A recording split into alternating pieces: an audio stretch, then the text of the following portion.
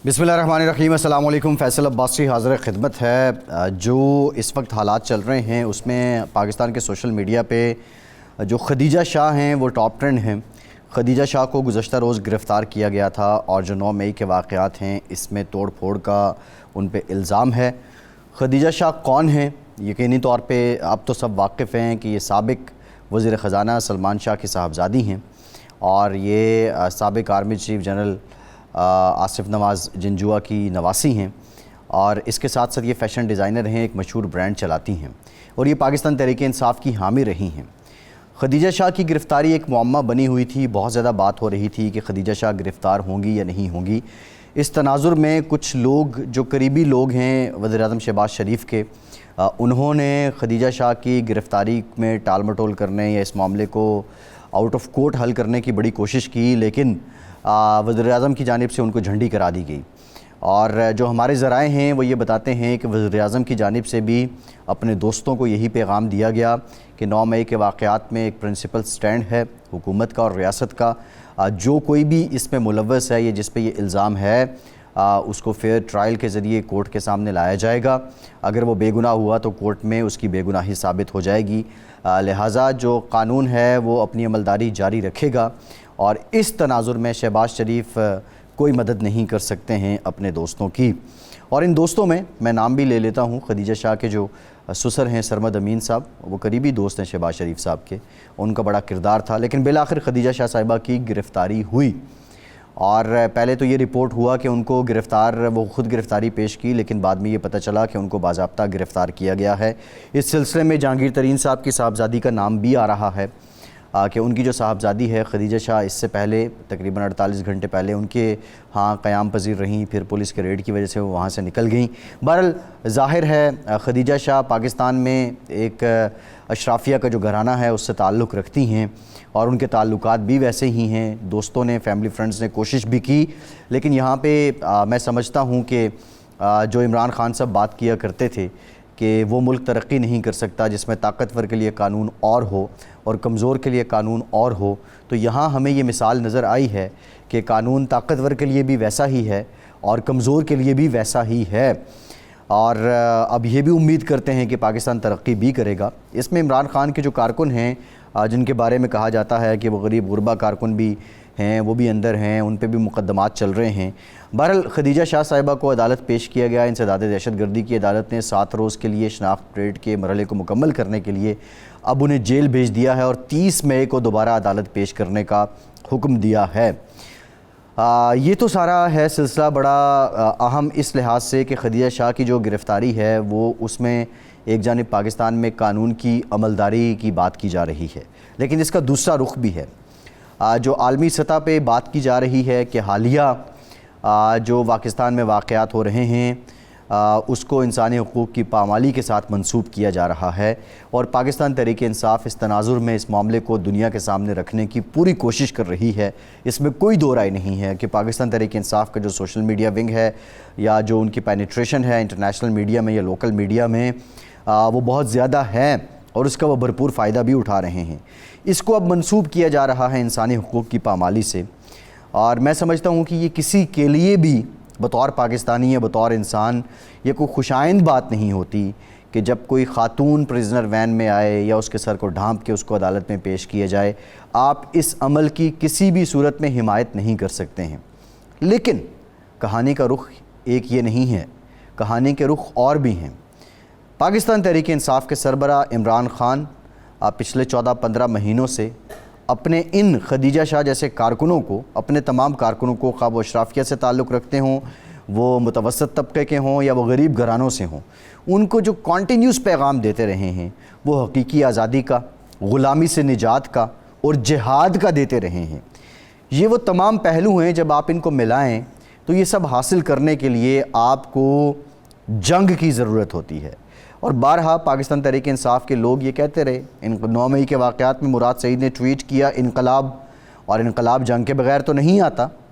और ये कोई सियासी जिद्दोजहद, बज़ाहिर तो सियासी जिद्दोजहद थी, लेकिन افسوس کا پہلو یہ ہے کہ جو ٹریننگ جس طرح فیاض الحسن چوہان بات کرتے رہے کہ 1 یا 2 مئی کو عمران خان نے باضابطہ ٹریننگ دی ہے لوگوں کو بلا کے، یہ بڑا سنگین الزام ہے، لیکن پاکستان تحریک انصاف کو جب ہم دیکھتے ہیں یا ان کے سارے معاملات ہم دیکھتے ہیں، ان کے دوسرے درجے کی قیادت کی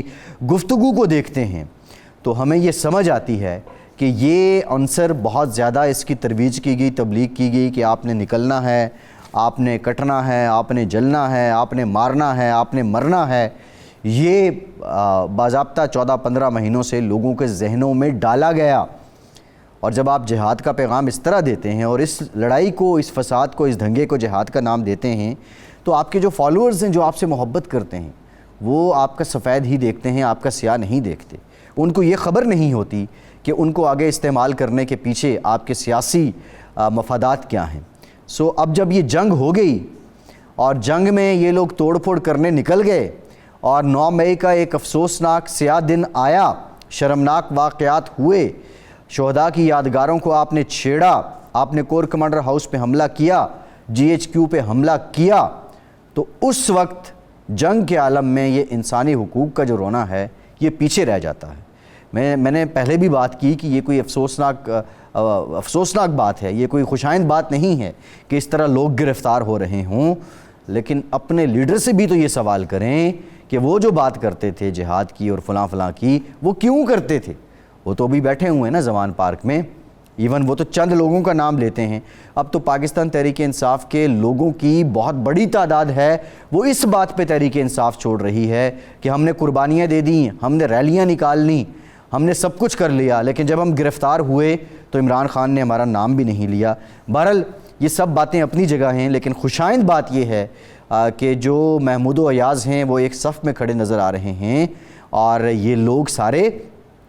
اب قانون کی عملداری کو یہاں پہ یقینی بنانا چاہیے، اور کسی کا شجرہ، کسی کا سلسلہ، کسی کا نسب دیکھے بغیر فیئر ٹرائل کا موقع سب کو دینا چاہیے، اور پھر یہ فیصلہ عدالتیں کریں گی کہ کس نے کیا کیا اور کیا نہیں کیا۔ لیکن 9 مئی کے واقعات کو کسی صورت بھی انڈوز نہیں کیا جا سکتا، اور ساتھ ہی ساتھ جس طرح ان کی مذمت کی جاتی ہے، اسی طرح اب یہ انسانی حقوق کو اگر پروپیگنڈے کے طور پہ استعمال کیا جائے، عورتوں کے حقوق کو پروپیگنڈے کے طور پہ استعمال کیا جائے، تو میں سمجھتا ہوں کہ اس عمل کے پیچھے ان محرکات کی بھی مذمت کرنی چاہیے کہ جنہوں نے ان لوگوں کو اس نہج پہ لایا۔ دوسری بڑی امپورٹنٹ بات ہے، میرے 7 سوالات ہیں عمران خان صاحب سے، اور یہ سوالات بہت کچھ سوچنے کے بعد اس پہ ہمارے جو دیگر دوست ہیں، دیگر جو اینالسٹ ہیں، اینکرز ہیں، ویلاگرز ہیں، یوٹیوبرز ہیں، وہ بات کر چکے ہیں، لیکن میں سوچ رہا تھا کہ اس پہ کیا بات کی جائے۔ بڑا اس کا میں نے اندازہ لگایا، بڑا اس کا میں نے انالیسس کیا، پہلے پورا اس سٹوری کو میں نے دیکھا، جانچ کی، جو ٹیلی گراف میں سٹوری چھپی اور جس میں یہ کہا گیا کہ جو موجودہ آرمی چیف ہیں جنرل عاصم منیر صاحب، عمران خان نے جب وہ DGI تھے تو انہوں نے جو بشرا بیگم ہیں عمران خان صاحب کی اہلیہ، ان کے کرپشن کے ثبوت عمران خان کو دکھائے، اور اس کے بعد عمران خان نے 8 مہینے کے بعد انہیں حالانکہ 8 مہینے ہوئے تھے انہیں DGI بنے ہوئے، ان کو ان کے عہدے سے ہٹا دیا۔ میرے سوال یہ ہیں، 7 سوال ہیں عمران خان صاحب سے سیدھے۔ پہلا سوال یہ ہے کہ خان صاحب اگر بشرا بی بی کی کرپشن کی فائلیں وجہ نہیں ہیں تو بطور وزیر اعظم DGI کو ہٹانے کی کوئی تو وجہ ہوگی، وہ آپ بتا دیں۔ حالانکہ عمران خان اس سٹوری کا اس کی ڈینائی کر چکے ہیں، انہوں نے بالکل اس کو رد کر دیا ہے، لیکن کچھ سوال آ رہے ہیں، میں یہ سوال جاننا چاہ رہا ہوں۔ پہلا سوال یہی کہ اگر بشرا بی بی کی فائلیں نہیں دکھائی گئیں تو بطور وزیر اعظم DGI کو ہٹانے کی وجہ کیا تھی، وہ پبلک کو بتا دیں۔ دوسرا سوال عمران خان سے یہ ہے کہ سب جانتے ہیں کہ DGI کی جو پوسٹنگ ہے اس کا کم از کم جو دورانیہ ہے وہ 2 سال تک رہتا ہے۔ اس سے پہلے تبدیل کیا جانا، چہمگائیوں کا باعث بننا، مدت سے زیادہ رہنے کے پیچھے بھی کوئی نہ کوئی وجہ ضرور ہوتی ہے۔ آخر 8 ماہ بعد ہی ایسا کیا ہوا کہ ہارڈ کور انٹیلیجنس افسر جو DGMO بھی رہ چکے تھے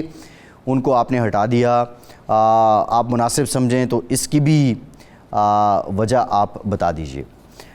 تیسرا سوال یہ ہے کہ کم و بیش 3.5 سال سے یہ بات زیر گردش ہے، خاص کر گزشتہ 1 سال سے تو پاکستان میں یہ حقیقت اب زبان زد عام ہے کہ اخبارات میں آیا، آرٹیکلز لکھے گئے، ویلاگرز نے ویلاگ کیے، ٹی وی پروگرامز ہوئے، بلکہ ٹیلی گراف نے تو ایک جملہ لکھا، پاکستان میں تو ان میں فائلیں چھپی ہوئی ہیں، پوری کرپشن کی کہانیوں پر بات ہوتی ہے، مگر یہ تردید اب کیوں کی گئی ہے؟ آخر اس کی وجہ کیا ہے؟ آپ تو پچھلے 1.5-2 سال میں بھی اس کی تردید کر سکتے تھے۔ میرا جو چوتھا سوال ہے خان صاحب سے، وہ تو برطانیہ کے نظام انصاف کی، ویسے تو آپ خان صاحب بہت زیادہ مثالیں دیتے ہیں، ٹیلی گراف کے آرٹیکل سے آپ کو اگر اتنا مسئلہ ہے تو اس ٹویٹ کی تردید کے بجائے جو ٹیلی گراف ہے اس کے خلاف آپ برطانیہ میں مقدمہ کیوں نہیں کرتے ہیں؟ ایون اب بھی آپ کو جو آپ کے اربوں پتی سابق سسر ہیں اور سابق اہلیہ ہیں، ان کی سپورٹ جو ہے، ان کے لاکھوں کے فنڈز بھی موجود ہیں، تو بہتر یہ ہے کہ آپ اس کی قانونی چارہ جوئی برطانیہ میں کریں، جس طرح شہباز شریف نے کی ہے۔ دودھ کا دودھ پانی کا پانی ہو جائے گا، آپ اس کو چیلنج کریں۔ 5واں سوال میرا خان صاحب سے یہ ہے کہ اگر بشرا بی بی کی کرپشن کے ثبوت نہیں ہیں تو آپ کے لیے یہ کوئی مسئلہ نہیں ہے، تو پھر فرح گوگی پاکستان کیوں نہیں آ رہی ہیں؟ اس کا بھی جواب اگر آپ دے دیں تو بہت اچھی بات ہے۔ یہ سوال آپ سے اس لیے کر رہا ہوں کیونکہ بشرا بی بی اور فرح گوگی کا جو کنیکشن ہے اس سے آپ واقف ہے۔ 6واں سوال جو میرا خان صاحب سے یہ ہے وہ یہ ہے کہ جنرل عاصم منیر کو اگر ہٹایا نہیں تھا تو جنرل فیض کی ڈیمانڈ کیوں کی گئی تھی؟ ایسی کیا کوشش تھی، ایسی کیا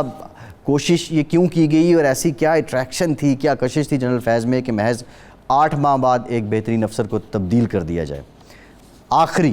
اور امپورٹنٹ سوال، 7واں سوال میرا خان صاحب آپ سے یہ ہے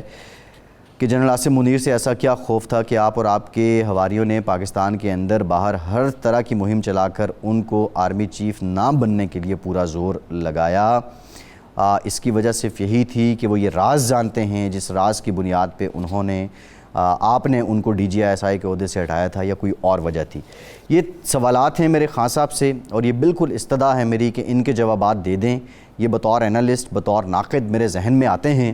ان کے جوابات اگر آپ دے دیں تو بڑی آسانی ہو جائے گی، تاکہ یہ سارے جو اس وقت تو اور سوال اٹھ رہے ہیں ان کی تاکہ وہ سوال نہ اٹھیں اور عوام کو پتہ چلے کہ آپ واقعتاً ایک سچے انسان ہیں اور اپنے سٹینڈ کے ساتھ کھڑے ہونے والے ہیں۔ فیصل عباسی کو اجازت دیجیے۔